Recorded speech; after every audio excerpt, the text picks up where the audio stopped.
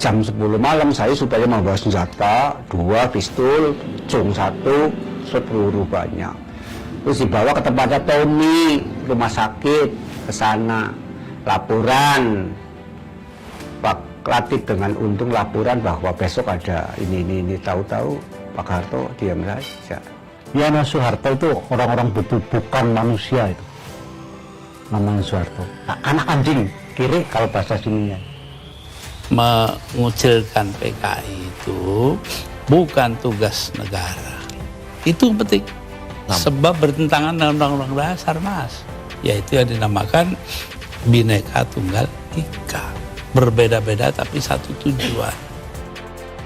Itu tuntutan untuk pencabutan TAP MPRS nomor 2 tahun 66. Kalau bukan kekuatan PKI siapa lagi itu? Siapa lagi kalau bukan? Apa nasionalisme yang akan, kan tidak dong logika berpikirnya. Ini terlalu gopoh ya, Saudara Gatot Nurmantio ya. Usaha untuk menghapuskan atau mencabut TAP MPRS yang melarang Marxisme-Leninisme itu datang dari seorang Presiden Abdurrahman Wahid, mantan Ketua PBNU yang bertahun-tahun memimpin organisasi terbesar di Islam. Itu kan menuduh Gus Dur komunis. Gus Dur bukan orang komunis. Gus Dur anti komunis. Saya dipaksa untuk mengaku sebagai seorang komunis, mau sampai mati saya tidak mungkin. Sebab memang saya tidak ngerti masalah komunis. Ini berarti sudah ada penyusupan di dalam tubuh TNI.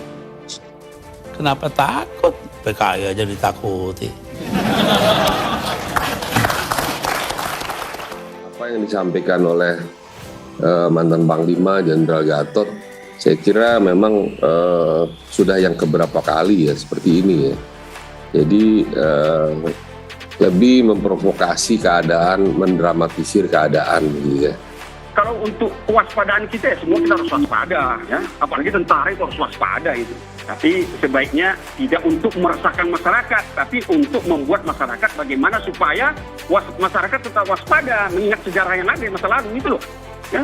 Okay. Jadi jangan dibuat menjadi konsumsi politik gitu ya. Apalagi untuk kepentingan pribadi gitu, nggak bagus itu ya.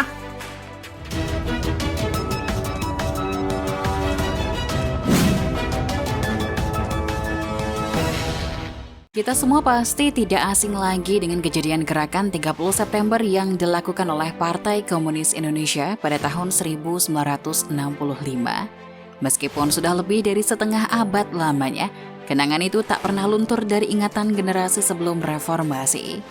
Semasa era Soeharto, kita diwajibkan untuk menonton film yang berjudul Penumpasan Pengkhianatan G30 SPKI.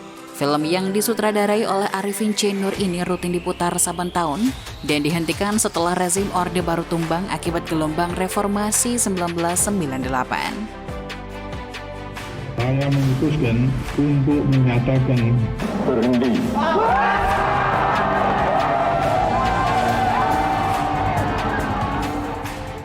Film Penumpasan Pengkhianatan G30 SPKI hingga saat ini masih menjadi kontroversi lantaran sejarah peristiwa gerakan 30 September 1965 belum terkuak sepenuhnya.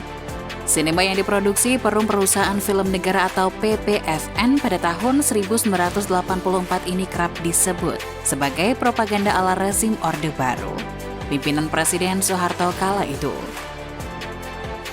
Film Pengkhianatan G30 SPKI lebih merupakan produk politik ketimbang produk dokumenter sejarah. Soal ada tari dan nyanyi di lubang buaya ketika jenderal-jenderal itu terbunuh, dibawa ke sana, bahkan ada adegan menyilet dan kemudian berkembang bahwa ada pemotongan alat kelamin yang sebenarnya dari bukti otopsi itu tidak betul dan banyak kesaksian menyebut tidak ada. Bahkan ini hanya contoh-contoh kecil bagaimana fakta-fakta sejarah itu bukan mahkota di dalam film itu. Mahkotanya adalah bagaimana menciptakan halusinasi, delusi untuk mempropagandakan bahwa ada hantu besar yang namanya komunis. Setelah berhenti tidak ditayangkan lagi sejak lengsernya Soeharto, pada 2017 Gatot Nurmantio selaku Panglima TNI kala itu mengeluarkan instruksi pada para bawahannya untuk menonton bersama film Penumpasan Pengkhianatan G30 SPKI Hal ini diikuti desakan agar stasiun televisi menayangkan film itu di gedung parlemen.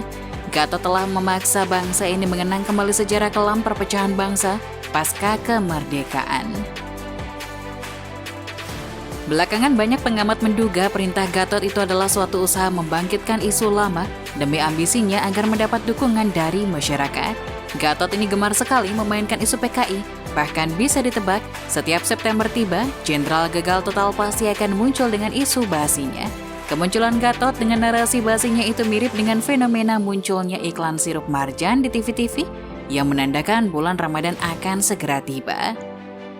Saat itu Gatot berada di atas angin berkat kekuatan dari gerombolan 212 yang sukses memenjarakan Ahok dan mengangkat Wan Edan menjadi gubernur DKI. Merasa mendapat banyak simpati dari kelompok yang benci pada pemerintahan Jokowi, Gatot jadi lupa diri dan makin kelewatan.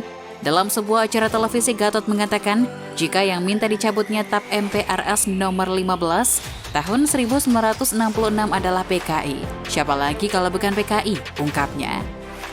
Itu tuntutan untuk pencabutan TAP MPRS nomor 2 tahun 66. Kalau bukan kekuatan PKI, siapa lagi itu? Siapa lagi kalau bukan? Apa nasionalisme yang akan, kan tidak dong logika berpikirnya. Itu kan menuduh Gus Dur komunis. Gus Dur bukan orang komunis. Gus Dur anti komunis. Usaha untuk menghapuskan atau mencabut TAP MPRS yang melarang Marxisme-Leninisme itu datang dari seorang Presiden Abdurrahman Wahid, mantan Ketua PBNU yang bertahun-tahun memimpin organisasi terbesar di Islam. Saya orang NU, saya orang kampung, tapi ayah saya kiai. Itu Gus Dur yang mengajukan untuk penghapusan TAP MPR karena dianggap menjadi dasar bagi diskriminasi terhadap begitu banyak orang yang tidak salah, tapi dianggap salah. Gus Dur bukan PKI. Gus Dur anak kiai, Gus Dur sendiri adalah kiai. Sontak pernyataan Gatot ini memicu amarah warga Nadlien. Bagaimana tidak, orang yang mengusulkan pencabutan TAP MPRS itu adalah KH Abdurrahman Wahid alias Gus Dur. Secara tidak langsung, pernyataan Gatot itu telah menuduh jika Gus Dur adalah PKI. Semua orang juga tahu jika Gus Dur itu bukan PKI, beliau itu anak kiai, Gus Dur sendiri juga kiai. Bagaimana bisa ia dikatakan sebagai PKI? Benar-benar kelewat batas Jenderal Gagal Total ini. Saking semangatnya sampai-sampai menyerang secara membabi buta dan lupa akan kekuatan NU di Indonesia.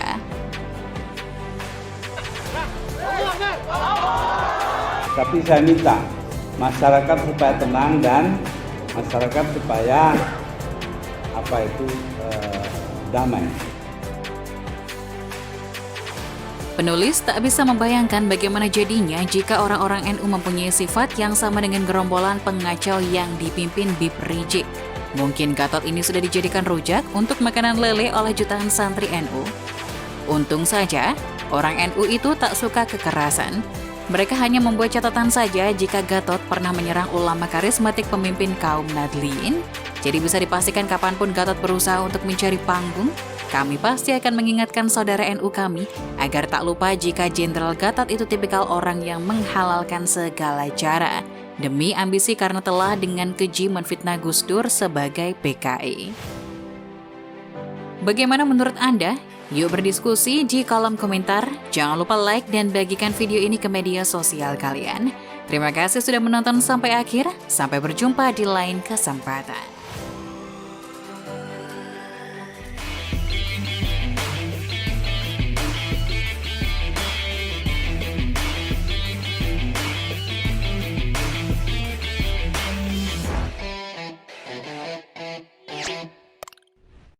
Jangan lupa untuk subscribe dan nyalakan lonceng notifikasinya.